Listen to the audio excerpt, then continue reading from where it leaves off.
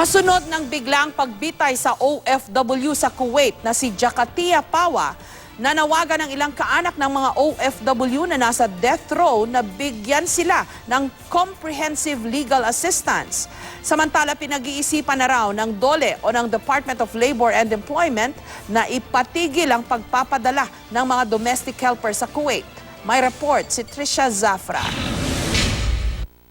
Ang simpleng libingan na ito na walang bulaklak, walang kandilang nakatirik at walang pagkakakilanlan ang naging huling himlaya ni Jakatia Pawa, ang OFW na binitay sa Kuwait noong January 25. Nahatulang guilty ang domestic helper na si Pawa sa kasong pagpatay sa dalagang anak ng kanyang amo.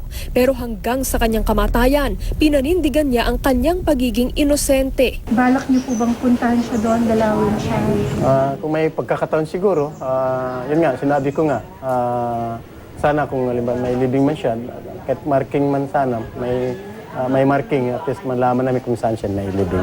Ang kaso ni Pawa dumaan sa 3 administrasyon. Taong 2007 nang maaresto si Pawa. Napatunayan siyang may sala noong 2008 at hinatulan ng parusang bitay. January 2010 nang katigan ito ng pinakamataas na korte ng Kuwait.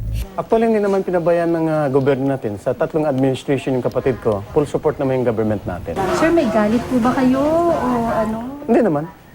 Accept na namin. Kasunod ng pagbitay kay Pawa, pinag-aaralan na raw ng Department of Labor and Employment na suspindihin ang pagpapadala ng household service workers sa Kuwait hanggat wala pang malinaw na kasunduan ang gobyerno natin sa Kuwait. Matapos ang pagbitay kay Pawa, isang Pilipinang domestic helper ang namatay matapos umanong paghahampasin ng kanyang amo. Kinilala ang biktima na si Ami Kapulong Santiago. Inaresto na ang lalaking employer ni Santiago at sumuko naman ang asawa nito. Patuloy namang makikipag-ugnayan ng pamahalaan sa Kuwait kaugnay ng kaso. By statistics, Kuwait ang pinakamataas ang incidents ng abuses. Temporarily suspend ang deployment ng HSWs to Kuwait. Labor export policy! Ilang araw matapos ang biglaang pagbitay kay Pawa, nagprotesta ang mga kaanak ng OFWs na nakapiit at nasa death row sa ibang bansa.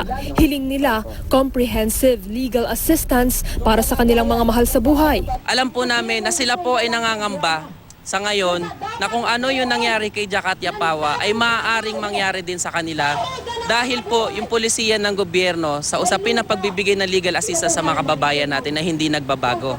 Batay sa datos ng Department of Foreign Affairs, may 3,800 mga OFW na nakakulong sa ibang bansa. 88 sa kanila ang nasa death row. Trisha Zafra, GMA News.